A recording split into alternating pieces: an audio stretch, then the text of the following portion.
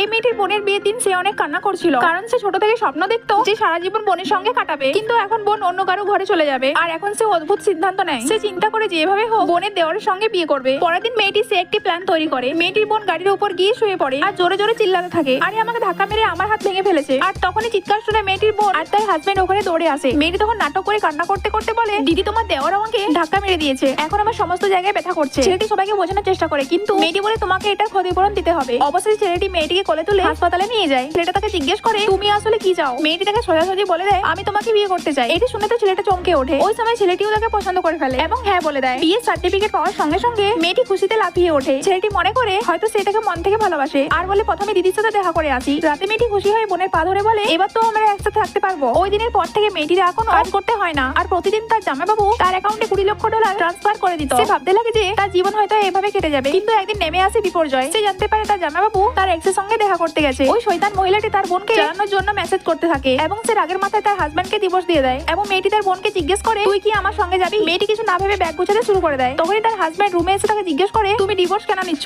আর তখনই তাকে কিস করে। আর যখনই সে জানতে পারে ভুল তার ভাইয়ের, ভিডিওটা দেখে তার ভাই ভাবে সে আমার বিজনেস পার্টনার ছিল। সত্যিটা জানার পর দুই ভাই তাদের স্ত্রীদের মানাতে যায়।